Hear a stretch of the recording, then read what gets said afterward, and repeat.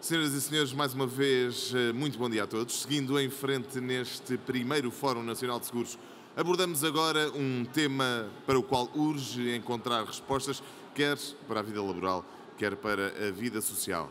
Na conferência que se segue, mergulhamos no mundo digital, mas para perceber qual o espaço que as pessoas podem e devem ocupar neste mundo. Para isso contamos com o contributo dos seguintes convidados. Estelle Grussen é responsável de comunicação e RSE do Grupo Prévoire França. Também Pedro Seixas Val, conselheiro da Direção-Geral da Prévoire Portugal e também antigo presidente da Associação Portuguesa de Seguradores. E ainda Luís Ferraz, CEO da Prévoire Portugal. A moderação do debate cabe ao Chief Sales Officer na Prévoire Portugal, Paulo Silva. Conferência Digitalização, onde ficam as pessoas, tem o apoio da Prévoire Vie.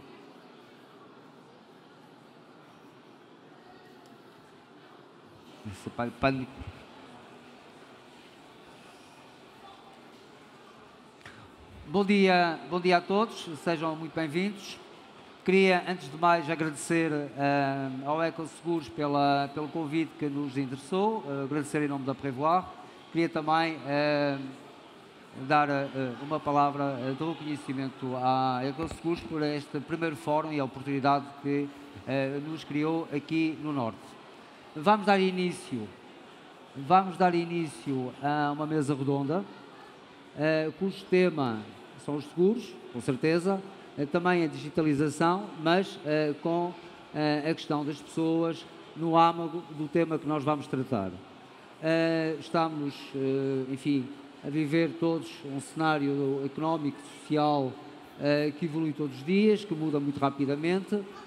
Tem-se falado muito da digitalização, dos desafios da digitalização, das competências digitais e da importância que elas têm, das vantagens que trazem, quer em termos de competitividade, quer em termos de emprego, inovação, também na criação de novos produtos, mas tem-se falado um pouco menos das pessoas, e as pessoas, ou sem as pessoas, as mudanças tornam-se muito mais difíceis.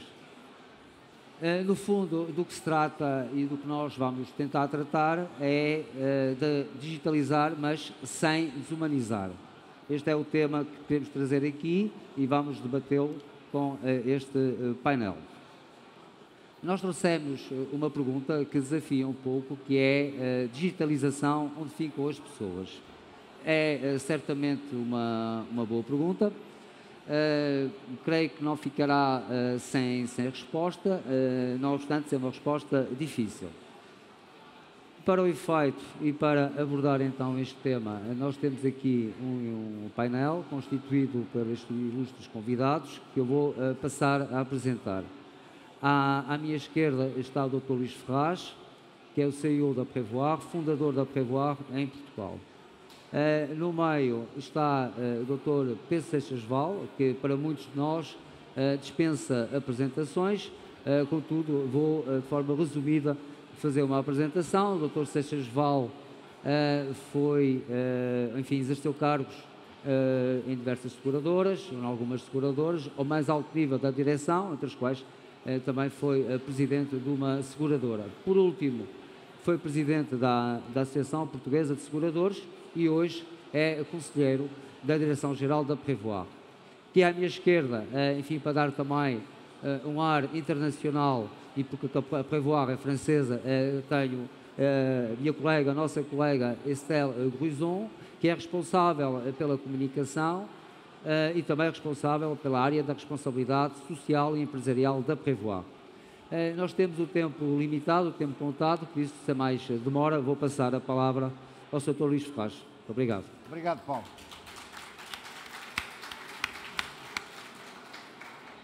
Muito bom dia a todos. Agradeço a presença das pessoas que estão no auditório e desejo um bom café àquelas que estão a tomar ali atrás. O Porto definitivamente está na moda, não é só do ponto de vista turístico. Este é o primeiro fórum de seguros que se realiza no Porto e eu não quero perder o ensejo de felicitar a Ecoseguros pela decisão que tomou, pela iniciativa que tomou, e é com gosto que estamos aqui. num espaço de tempo que voa quando as pessoas estão comprometidas com uma limitação. Reservar-me-ei para a parte final. Ok. E vou dar a palavra aos nossos participantes. O Dr. Pedro Seixas Val, como o Paulo Silva disse, dispensa apresentações, é um gosto tê-lo aqui comigo. Obrigado também. Doutor, e a Estelle Gruzon é de facto uma competente conhecedora da área de toda esta evolução que está a acontecer, e achamos que seria bom que no culminar de um dossiê de trabalho internacional conjunto tivesse ela a oportunidade de se dirigir às pessoas com uma tradução em simultâneo feita pelo Paulo Silva, em simultâneo e de qualidade, feita pelo Paulo Silva, para vos dizer, sim, vamos evoluir e estamos a trabalhar na digitalização, sim, não vamos esquecer as pessoas e vamos tê-las na primeira linha das nossas preocupações. Tudo o que disser é ouvido no edifício todo. De maneira que peço-vos a atenção para a primeira intervenção do Dr. Pedro Seixas Val.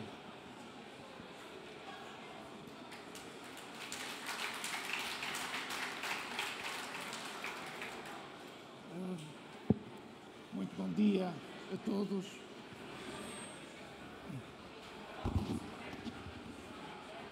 Muito bom dia a todos. Estão a ouvir-me? Com licença, eu dou aqui um toque, assim já está mais perto. Muito obrigado. É um prazer enorme estar aqui convosco. Já disse hoje a algumas pessoas que eu passei de VIP a VIC. VIC é velho, inválido e chato, mas eu espero que não seja chato o que vai dizer. Eu não vou falar sobre a digitalização, não é uma área que eu tenha o meu especial conhecimento, mas vou dar-vos uma ideia, penso que é muito importante, do que se passa atualmente e algumas previsões próximas, quer do ponto de vista económico, quer do ponto de vista político, quer do ponto de vista social.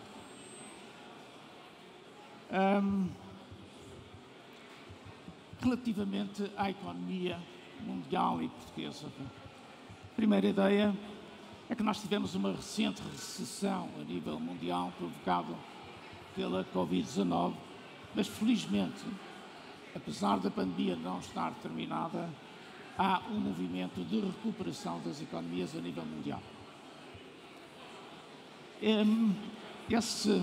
Essa recuperação foi e está a ser muito apoiada pelos Estados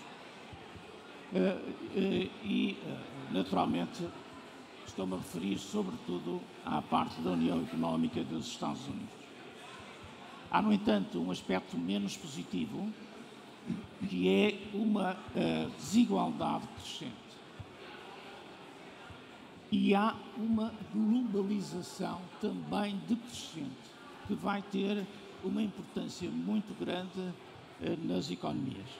Vai haver, com certeza, alguma redução deste fenómeno. A extrema pobreza está a aumentar, que é um problema gravíssimo a nível mundial, e essa pobreza está a refletir-se de forma mais intensa em África, na América Latina e no Médio Oriente. A União Económica fez muito pouca concertação inicial, mas felizmente tem melhorado porque dois países, a França e a Alemanha, têm liderado esse processo. Em Portugal há alguns sinais de recuperação económica. Do ponto de vista político, há também alguns aspectos muito interessantes.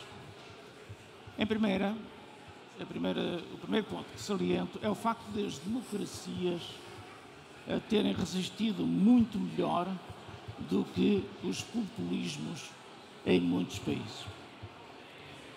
A China nunca assumiu que a pandemia Covid-19 teve origem apenas e por culpa dos chineses. E esse aspecto é importante porque, se houvesse esse reconhecimento, a China deveria, do ponto de vista internacional, fazer pagamento de determinado tipo de indemnizações. A Rússia é um país que teve, nesse aspecto da Covid, uma neutralidade, mas não foi uma neutralidade que não fosse conveniente à própria Rússia. Terceiro aspecto, no nível social, o teletrabalho é hoje uma experiência com pés para andar. Hoje em dia, a nível mundial, reconhece que cerca de 1/3 das pessoas trabalham em teletrabalho e as 2/3 com a presença física. Os pobres, como já disse, são cada vez mais pobres, são cada vez mais dependentes do Estado. E um ponto que a mim me entristece muito é o problema do salário mínimo em Portugal. 60% dos novos empregos em Portugal são com salário mínimo. Eu gostava que algumas pessoas, alguns empresários, vivessem um mês com o salário mínimo. Porque eu considero, e não é por qualquer razão, que Portugal é o segundo país com menor desenvolvimento na Europa, desenvolvimento económico. Eu gostava que esses empresários tivessem uma melhor qualidade e não quisessem fazer uma permanente evasão fiscal. Só para vos dar uma ideia, 14 das 15 empresas portuguesas cotadas na Bolsa têm a sua sede fiscal na Holanda. E não digo porque tenho vergonha de dizer o que é que isso significa de menor receita fiscal do Estado português. A política das empresas, e eu fui sempre contra isso. Fui empresário ou responsável, gestor, e hoje sou empresário. Não se deve pensar, em relação ao fator trabalho, em pagar o mínimo. Deve-se pensar em pagar o máximo. Quando se diz que as pessoas são realmente as coisas mais importantes nas empresas, quando nós olhamos para o salário, estamos a dizer uma negação disto que dizemos ser. Um ponto 4, do ponto de vista global, é o momento para se conhecer os líderes, quer se goste, quer não se goste. E nós temos, com certeza, líderes que são capazes de fazer uma guerra. E, portanto, nem todos atuam da melhor maneira. Apesar do Covid que se generalizou, o crescimento foi razoável a nível mundial. Os mercados de capitais cresceram, sobretudo na Europa, nos Estados Unidos e na China. Mas temos um fator que é preocupante. Os nacionalismos estão a aumentar em todo o mundo. 1.5. Não houve problemas no setor segurador. E é isso que nós também lá trabalhamos, pensamos assim. Ao contrário do que aconteceu e acontece e continua a acontecer com o setor bancário e com alguns Estados. O modelo de negócio do setor segurador é extraordinariamente correto, porque faz uma gestão muito correta de ativos e passivos, sobretudo ao nível das duration. Os preços são bem definidos. Uma coisa fantástica que nós conseguimos fazer como seguradores por exemplo, no ramo automóvel, já chegamos, os nossos modelos, os nossos algoritmos, já nos levam a ter um preço por cada condutor. O que é fantástico ao nível da investigação que é necessário fazer para melhorar esta situação e ser correto. E há estudos neste momento para que estendem este tipo de análise à área dos acidentes de trabalho e dos multirriscos. Temos tido, em Portugal, como fora de Portugal, uma supervisão eficaz. Temos tido o funcionamento de códigos de conduta nas empresas que têm sido eficazes. Tivemos, e foi um tema muito abordado, um aumento da digitalização no passado recente. E teremos, com certeza, no futuro, e é um objetivo, um cliente apenas digital. Mas temos também necessidade de inovar. E penso que essa inovação deve ser, sobretudo, no ramo vida. Nós temos que fazer um refreshment dos produtos que estamos a oferecer. E penso que, nessa altura, os departamentos de inovação vão ter muito trabalho pela frente.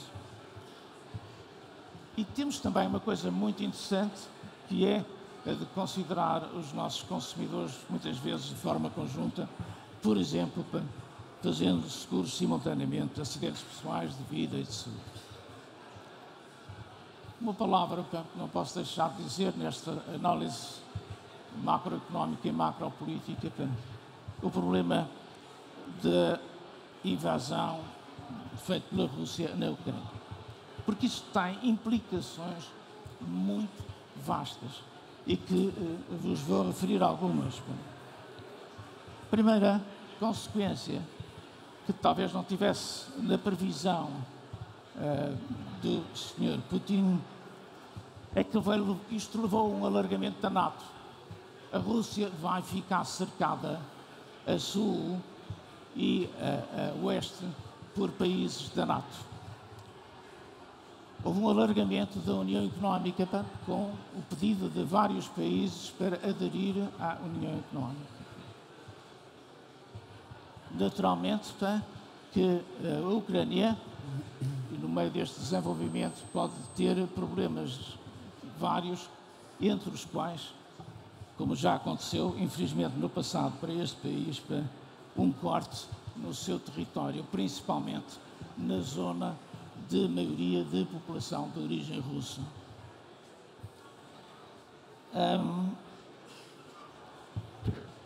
Todos nós gostaríamos que uma guerra acabasse. E eu não sou político, não tenho dados, tenho algumas experiências históricas que são interessantes e que vocês vão reconhecer no que eu vos vou dizer. São as Forças Armadas é que vão ter na mão a continuação desta situação. Estou-me a referir às Forças Armadas russas. Nós tivemos na nossa história um exemplo recente. Com 50 anos, 60 anos, foi o 25 de Abril. As Forças Armadas Portuguesas lutaram 13 anos. E foram as Forças Armadas que fizeram uma revolução em Portugal e mudaram o regime político. A cidade, interessante, a cidade de Kiev, capital da Ucrânia, tem 1000 anos. 1000 anos. O Sr. Putin, quando diz que não reconhece o que é a Ucrânia, ele não deve conhecer a história nem do seu país, que é importante. A única coisa que ele quer é dizer que quer voltar ao Império de Pedro I e fazer com que os outros países passem todos para a sua órbita. É tudo muito complicado e tudo vai depender da diplomacia.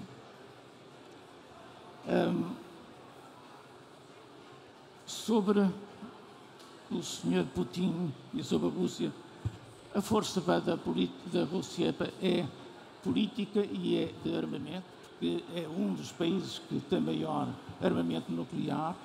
E reparem, o Sr. Putin, no primeiro dia que invadiu a Ucrânia, chamou a atenção de que a Rússia era uma potência nuclear.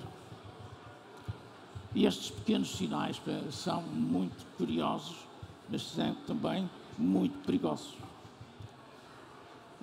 A sua maior fraqueza é a economia, a produtividade da China ou da Rússia é 6 vezes inferior à dos Estados Unidos e da Europa. São, portanto, países que não têm um potencial de crescimento muito elevado. Aliás, não é por qualquer razão que a China, por exemplo, que cresceu 10, 12% durante vários anos, neste momento as previsões últimas são crescimentos entre 2% a 5%. Já nem dizem um número, já dizem um intervalo, o que é sintomático também.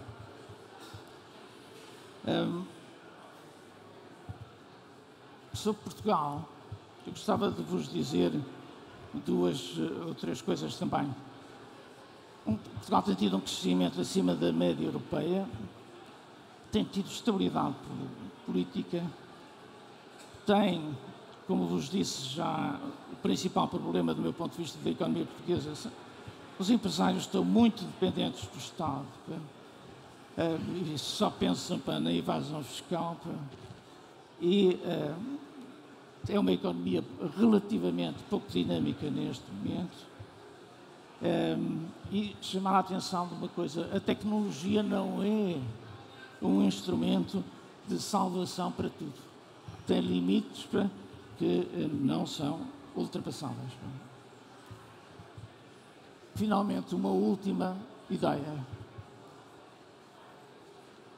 As pessoas têm que ter uma mentalidade não de curto prazo, mas de longo prazo. Nós devemos planear a nossa vida, se possível, naturalmente, 2, 3, 5 anos.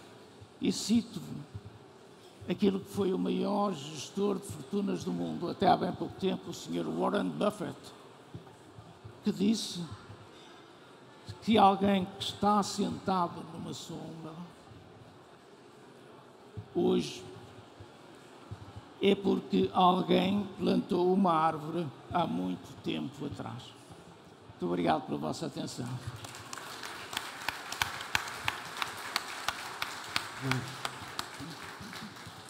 Obrigado, Sr. Torres. Vamos então agora ouvir a Estelle Cruson, que vai falar em francês. Eu não vou traduzir tudo o que vai ser dito. Vocês poderão passar pelo stand da Prévoir e têm lá a tradução da alocação da Estelle Cruson, mas vou tentar resumir e traduzir as ideias-chave que vão ser aqui transmitidas.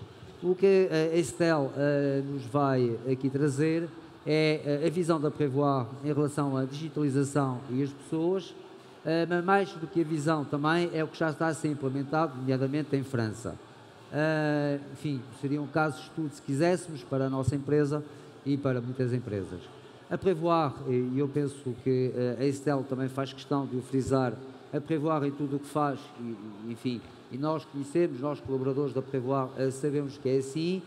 A Prévoir coloca sempre as pessoas, o ser humano, no centro da sua atividade, mas também na forma como as pessoas colaboram com a Prévoir. E esta é uma força, pode parecer uma frase, enfim, uma expressão relativamente trivial, mas esta é a verdade. E aqui, com o exemplo que vai ser trazido pela Estelle, vão verificar ou poderão constatar que, de facto, a Prévoir preocupa-se também com as pessoas, nomeadamente aqui com uma imagem ou com uma analogia com o iceberg.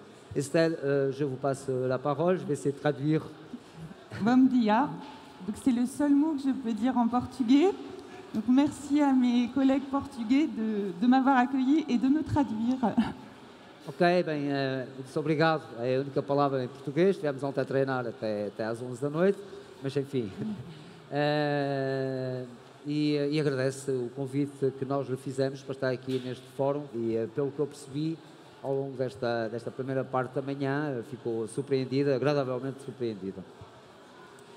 Donc la digitalisation, chez nous, c'est vraiment actionner en fait, donc, des leviers technologiques au service de la relation client. Ce n'est pas du tout incompatible, bien au contraire, et au service du business. Nous, on considère que c'est vraiment une nécessité dans le sens où en fait, les usages, les exigences des consommateurs ont changé. Donc il faut s'adapter. Nos clients ont changé, mais nos collaborateurs aussi.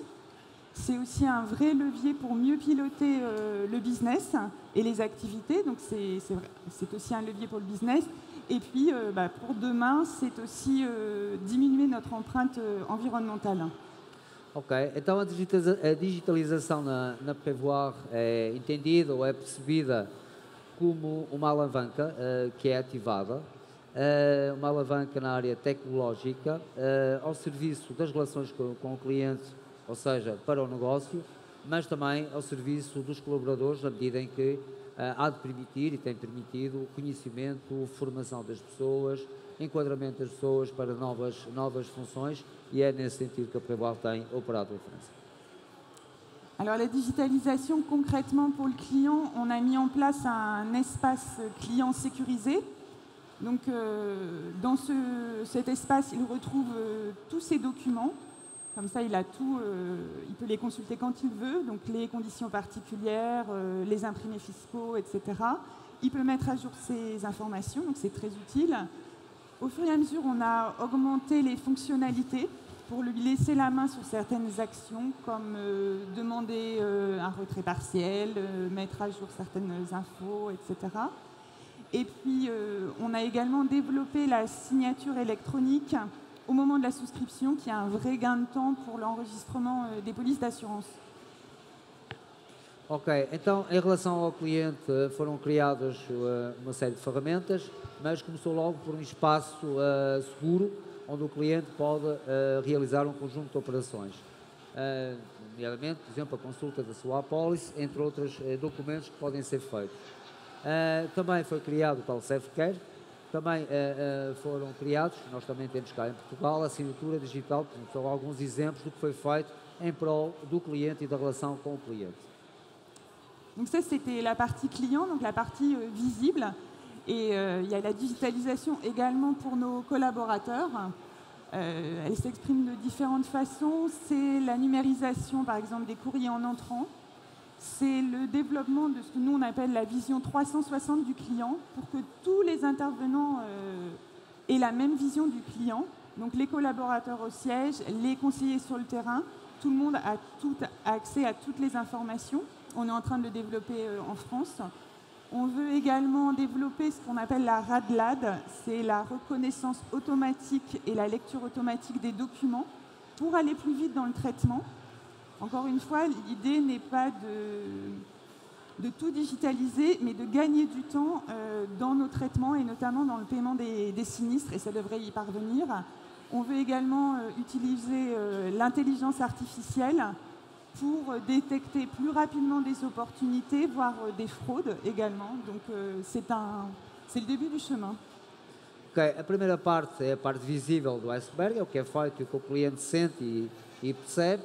E depois temos a parte não visível, mas também em prol do negócio e em prol do cliente.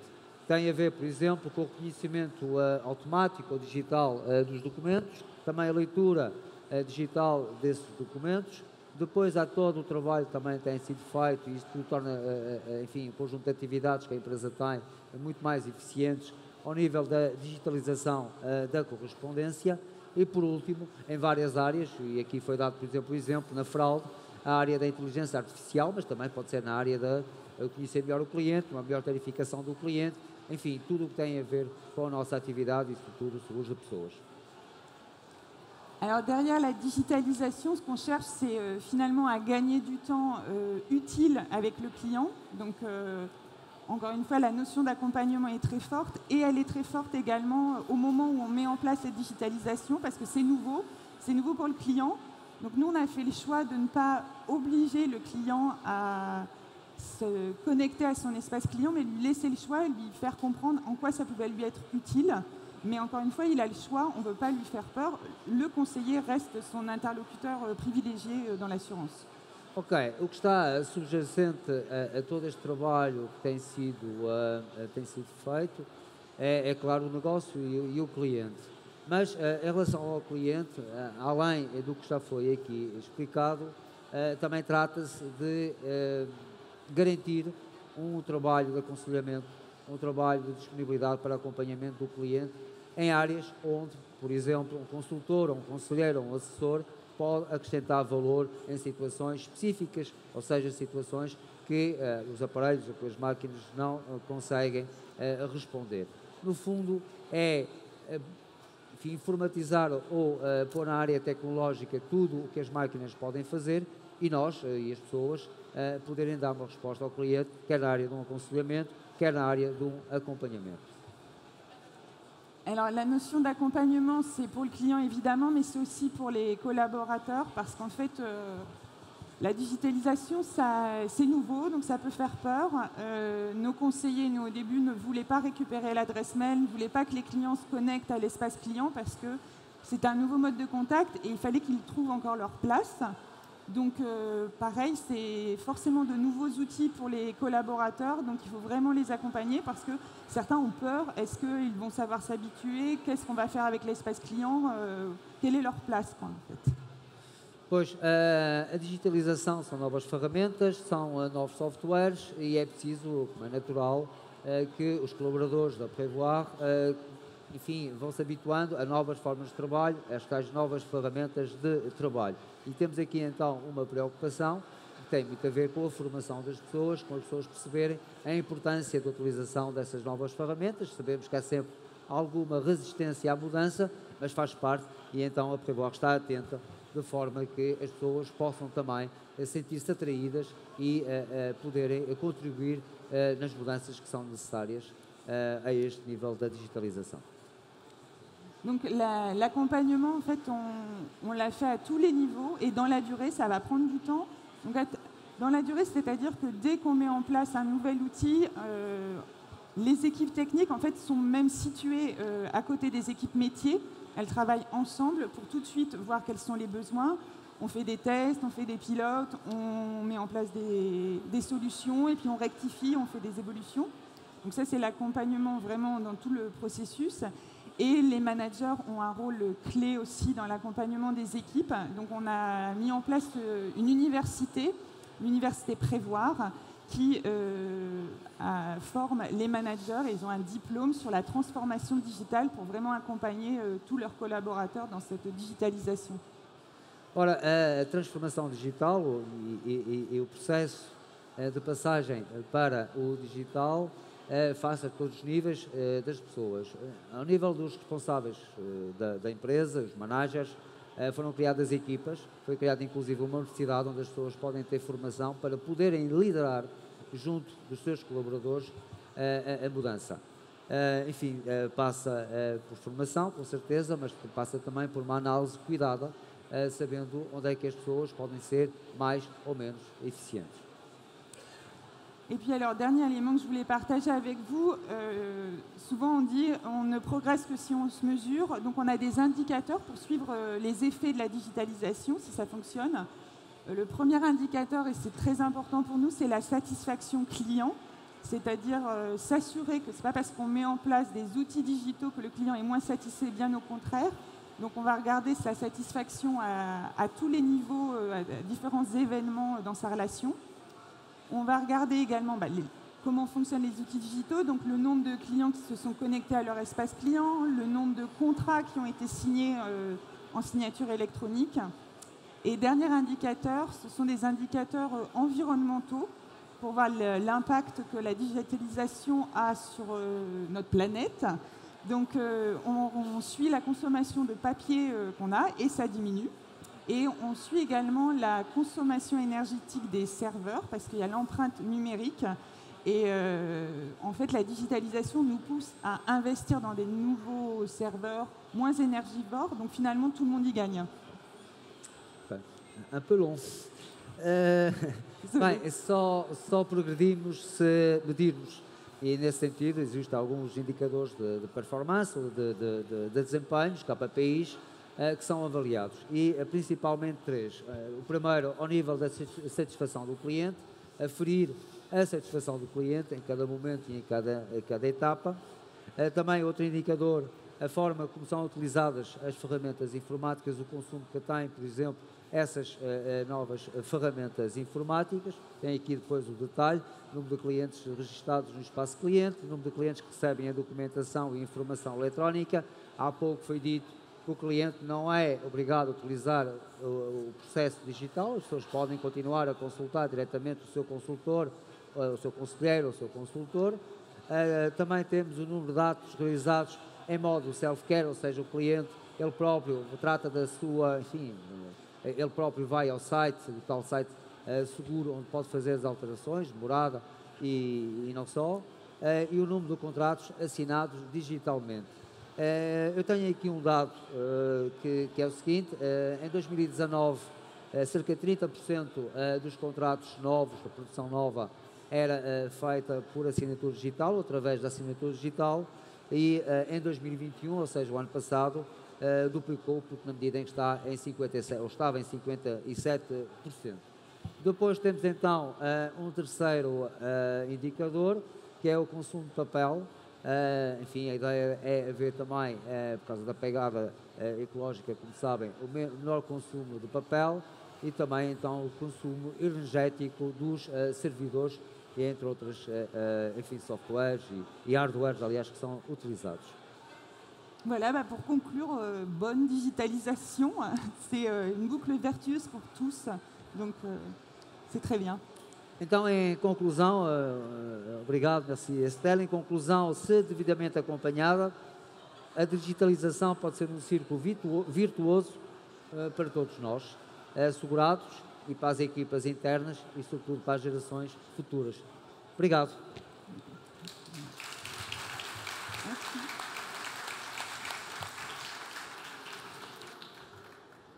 Evolução é evolução, mas o tempo para falar é o tempo para falar. Muito obrigado pela vossa exposição. Quero-vos dizer que tudo o que vos foi dito está a acontecer. Quero-vos dizer que está aqui a nossa equipa de inovação tecnológica e novos projetos, no fundo, os motores que corporizam tudo o que nós queremos fazer. Estão todas as outras equipas que fazem permanentemente e conseguem um esforço de evolução para o domínio dos novos softwares e de todas as soluções que eles apresentam, mas é preciso dominá-los, é preciso testá-los, é preciso avançar. Estão aqui as nossas equipas externas, estão aqui os nossos parceiros. Então está reunido o conjunto das pessoas que, com as tecnologias, vão encontrar a solução para os problemas. Mas para aquelas pessoas que já não têm flexibilidade mental, intelectual, para evoluir para as novas tecnologias, garantimos que continuamos a trabalhar com essas pessoas, a fazer-lhes os contratos, a dar-lhes as respostas e as soluções. Ninguém ficará de fora. E é com este espírito de evolução, mas de ligação às pessoas, numa marcha imparável, que vos agradeço terem vindo, que vos digo que a Prevoar estará na primeira linha das soluções, mas antes estaremos nós todos, as pessoas e aquelas com quem contactamos. Muito obrigado.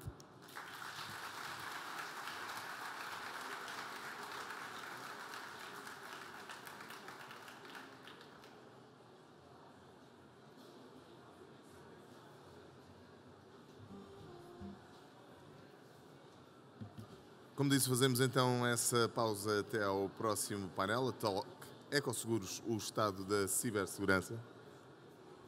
Começa então ao meio-dia, aliás, ao meio-dia e 40, mais coisa, menos coisa. Obrigado e até já.